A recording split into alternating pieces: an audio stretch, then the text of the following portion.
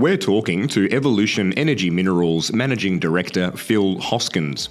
Evolution Energy Minerals is a graphite explorer progressing their Chilalo Project in Tanzania. Phil, for those who aren't aware, can you tell the audience a little bit about Evolution Energy Minerals? Yeah, sure. Evolution's been developing the Chilalo Graphite Project in Tanzania for the last 8 years. It's a development-ready project, got a DFS, mining license, environmental approvals, and the product quality is exceptional. Very coarse flake graphite, driving high margins. We're looking to make FID on our mine within the next probably 6 months, and but we've got some very exciting downstream opportunities as well. How does the company stand out from its competitors?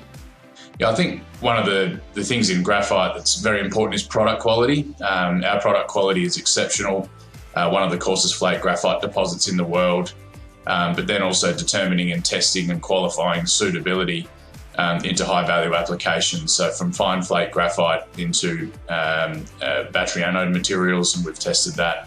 It's performed very well, and coarse flake graphite into expandable graphite and graphite foil, and that's yielded high quality offtake agreements, and so I'd say product quality is absolutely where we stand out. Now, it's easy for investors to find the spot price for gold or silver online, but graphite pricing is quite hard to find. Why is that?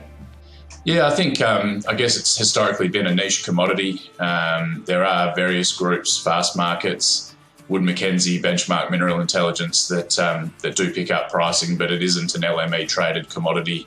And I think because there's a number of different products within graphite, rather than just being the nickel price or the gold price, there's a number of flake sizes, purity levels, and things like that. It's historically been a bit difficult to track, and a number that I think is going to be tracked more openly moving forward is the 95% purity minus 100 mesh price, and this is the flake graphite concentrate that goes into lithium-ion batteries or into spherical graphite. And I guess the prevalence of that material is going to see that price probably get quoted a little bit more frequently.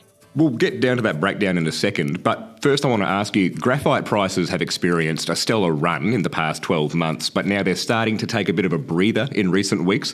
What's your short and long-term take on graphite market prices? Yeah, there's a real explanation for it taking a breather in the last month or two, and that's the seasonality of supply. 70% of graphite supply is mined in China, 50% of that in the northernmost province, Heilongjiang, and in winter it gets down to minus 35 degrees Celsius there. So right now we're in the summer months where supply is at its highest, and that's seen the price come off a little bit. But so my expectation in the very near term, over the next probably 6 to 8 weeks, is that it'll stay relatively flat. But then over November through to February, I do expect it to surge ahead. And fundamentally, from a long-term point of view, there's so much supply that needs to come online for to even keep up with the battery demand. I don't think supply is going to be able to keep up, and that's going to see prices can only go in one direction, and that's up, in my opinion. Okay, so we just touched on this. Investors come across quite a few graphite-specific terminologies in your company's announcements, namely concentrate, flake, spherical, and expandable graphite. Can you explain to the audience what those types are? Yeah, for sure. So I guess graphite ore in the ground can be running anywhere from 3% to 25%, and what every company will be trying to do is to upgrade that to flake graphite concentrate. And it's really just concentrating through physical means, crushing, grinding, flotation, drying and screening to get it up. Your target purity is generally 95% for most applications. Things like expandable graphite and spherical graphite are sort of downstream additional processing required to get to them, value-added products for various applications. And I think the important thing I mentioned before is you can't assume that your graphite is going to be suitable for the value-added products. You need to test and qualify your material into those things, and that's something we've done, and what gives us a high degree of confidence in our ability to sell those products. But spherical is the natural product that goes into the anodes of lithium-ion batteries. Expandable graphite is used in a number of applications, graphite foil in electronic devices, fire retardants, these sorts of things. So Evolution Energy Minerals seems to be quite focused on spherical graphite. Could you explain the use case and market pricing for this higher value graphite product? Yeah, we're actually focused on both, but the last 6 to 9 months definitely seen an enhanced focus on spherical. We've done test work with a US-based technology partner using thermal purification to do that. The case is quite simple. It's the natural product that goes into lithium-ion battery anodes. So I think everyone understands that what the demand profile looks like there. 100% of the processing to produce spherical graphite at the moment is done in China, and so we're seeking to provide a Western and sustainable alternative produced in a net zero carbon way. And in terms of pricing, it really depends on the quality, the electrochemical performance of the spherical graphite itself. Ours has performed extremely well and can sell for north of $18,000 a tonne. Some of the quality that comes out of China for coated spherical graphite might be in the order of $7,000 a tonne. So it really depends on the application, depends on the specification. In late September, the company said the graphite market shifted into a deficit. Do you expect a supply-side response? Well, I do. I know that I know that every listed company, just like ourselves, there's many companies in a similar boat, advanced projects, seeking financing, and it's not because the projects lack quality. I think financing graphite projects has proven the biggest obstacle, and it's because of what we spoke about earlier, the opacity of the market and pricing. But I certainly think this time around, the graphite, I guess, price and market thematic isn't going anywhere.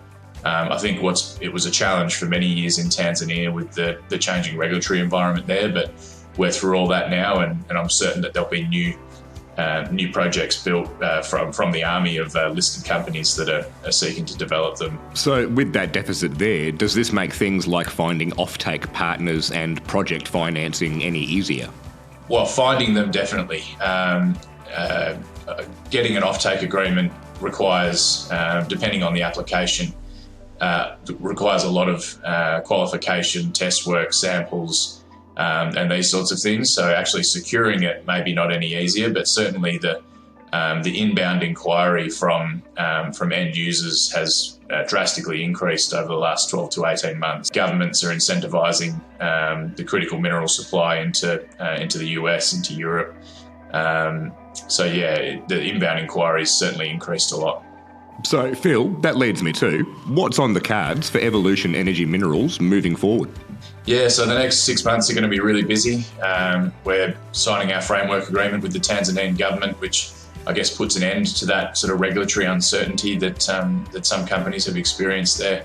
We're updating our DFS, and that will be due in October. That'll give us the new numbers to be able to put in front of the financiers that we're working with at the moment. And then pushing towards FID, that'll require an independent technical engineer to sign off on behalf of those financiers.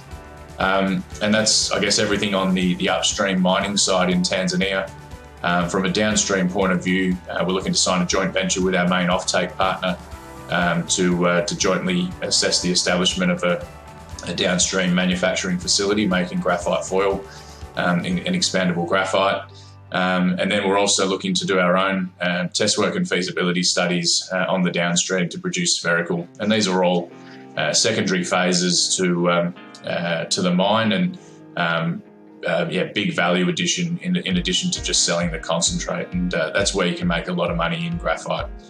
We are also starting a drill program in October to grow the resource, not because we need it for financing, but we want to demonstrate that this is a global scale resource capable of a multi-decade mine life. Where do you see the company in 5 years' time? I think our mine in Tanzania will be well and truly up and running. We'll probably be testing whether an expansion to production makes sense to go from 50,000 to 100,000 tonnes per annum into a growing market. But importantly, I think it's becoming a vertically integrated company, and the downstream processing, I expect that we would have a downstream facility in joint venture with YXGC, our off-taker, somewhere in Europe, producing the foil and and other downstream products there, and then under our own steam, a wholly owned a downstream facility to produce coated spherical graphite, either in North America or somewhere with access to Europe. And longer term, we'd like to have a strategic hub in both locations to service both of those markets. So yeah, we envisage and hope to be a vertically integrated company servicing all of those markets. Evolution Energy Minerals Managing Director Phil Hoskins, thanks for your time. Thanks, Jonathan.